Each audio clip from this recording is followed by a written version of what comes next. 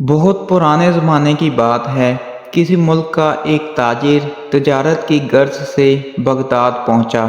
ان دنوں تجارت کا یہ قانون تھا کہ تاجر جس ملک میں تجارت کرنے جاتا، سب سے پہلے وہاں کے بادشاہ سے ملاقات کرتا، اپنا سارا سامان تجارت دکھاتا اور اس کی خوبیوں اور انفرادیت سے آگاہ کرتا۔ چنانچہ اس تاجر کو بھی بغداد پہنچنے کے بعد بادشاہ کے دربار میں پیش کیا گیا۔ تاجر نے بادشاہ کے حضور تحائف پیش کیے اور پھر مال تجارت نکالا اور ایک ایک چیز کی خوبی بیان کرتے ہوئے دکھانے لگا۔ حضور، یہ پانی سے چلنے والی گھڑی ہے جو میں نے یونان سے خریدی ہے، یہ قالین ہے جو ایران سے خریدا ہے، اور یہ خالص ریشم کے تار سے بنا ہے۔ یہ قلم ملاحظہ فرمائیے جو میں نے جاپان سے بہت مہنگے داموں خریدا ہے۔ تاجر نے ایک ایک مال کی اہمیت بیان کی۔ بادشاہ نے مسکراتے ہوئے کہا، بہت خوب، تمام چیزیں بہت عمدہ نایاب ہیں جو تم نے ایران، یونان اور جاپان سے خریدی ہیں، لیکن یہ تو بتاؤ کہ تمہیں ہندوستان میں ہمارے شایان شان کوئی چیز نظر آئی؟ تاجر نے بادشاہ کو متاثر کرنے کے لیے کہا، بادشاہ سلامت، یوں تو وہاں آپ کے شایان شان بہت سی چیزیں تھیں، لیکن جو چیز مجھے پسند آئی اس کو حاصل کرنے کے لیے مجھے کچھ عرصہ وہاں قیام کرنا پڑتا، جبکہ میرے پاس صرف 2 دن کا وقت تھا، اس لیے میں وہ نہیں لا سکا۔ بادشاہ نے کہا، بھلا وہ کیا چیز تھی؟ تاجر بولا، جناب، وہ ایک موتی ہے اور اس کی خوبی یہ ہے کہ وہ دوسروں کو بانٹنے سے بڑھتا ہے، اس کو کوئی چرا بھی نہیں سکتا، اور اس موتی سے بہت سے زیور بھی بنا کر پہنے جا سکتے ہیں۔ بادشاہ تاجر کی اس بات سے بہت متاثر ہوا اور کہنے لگا، میں اسے ضرور حاصل کرنا چاہتا ہوں۔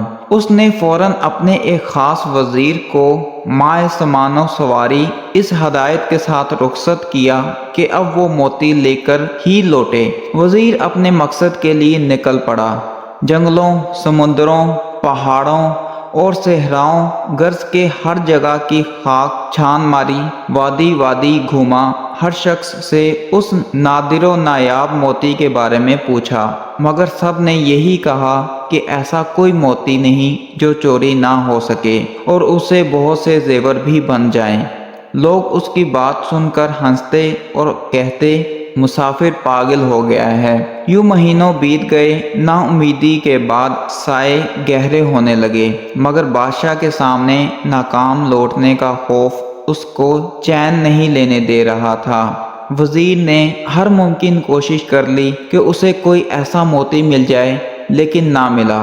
آخر کار اس نے واپسی کا ارادہ کر لیا۔ وزیر اپنی ناکامی پر زار و قطار روتا جنگل سے گزر رہا تھا۔ رات خاصی بیت چکی تھی اور وہ تھک بھی گیا تھا۔ ایک درخت کے پاس آرام کے ارادے سے لیٹا ہی تھا کہ اسی لمحے ایک روشنی اپنی جانب بڑھتی نظر آئی۔ پہلے تو وہ ڈر گیا، مگر پھر ایک آواز نے اس کو حوصلہ دیا، ارے نوجوان، ڈرو مت، میں اچھی پری ہوں، بتاؤ تمہارے ساتھ کیا مسئلہ ہے؟ مدتوں کا تھکا مسافر معلوم ہوتا ہے، بتا میں تیری کیا مدد کروں؟ وزیر نے اپنی داستان کہہ سنائی کہ اسے جس موتی کی تلاش تھی وہ اس کو کہیں سے بھی نہیں ملا۔ اب اچھی پری وزیر کے سامنے آ چکی تھی اور وہ وزیر کی بات سن کر بے ساختہ ہنسنے لگی اور بولی، افسوس کہ تو نے عقل سے کام نہ لیا اور محض ایک موتی کی تلاش میں مہینوں مارا مارا پھرتا رہا۔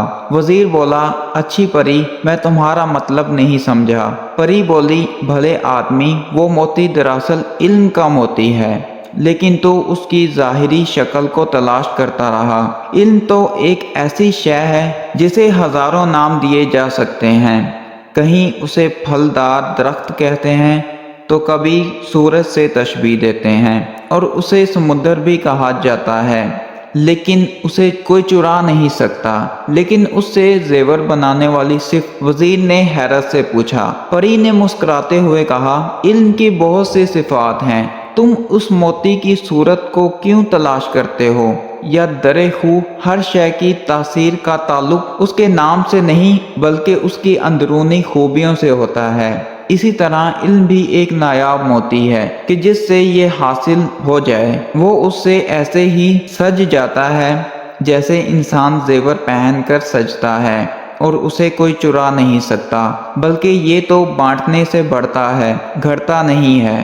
وزیر بڑے غور سے پری کی بات سن رہا تھا اور بالآخر قائل ہو گیا کہ واقعی علم ایک ایسا موتی ہے کہ جس کے پاس ہو وہ دراصل دنیا کے سب سے قیمتی زیور کا مالک بن جاتا ہے۔ وزیر نے پری کا شکریہ ادا کیا، جس کے بعد اچھی پری وہاں سے غائب ہو گئی۔ اب وزیر بہت خوش تھا اور اپنی کامیابی کے گیت گاتا اپنے ملک کو روانہ ہو گیا۔ وہاں پہنچ کر اس نے بادشاہ کو علم کے موتی کے بارے میں بتایا اور سمجھایا، تو بادشاہ بھی پری کی بات کا قائل ہو گیا کہ صرف علم ہی وہ موتی ہے جسے کوئی چرا نہیں سکتا۔ تو ساتھیو، علم ایک ایسا موتی ہے جس کی چمک دھمک زمین سے آسمان، فرش سے عرش تک ہے، اور علم کے اس موتی کی روشنی میں ہی انسان اس کائنات کے خالق و مالک تک رسائی حاصل کرتا ہے۔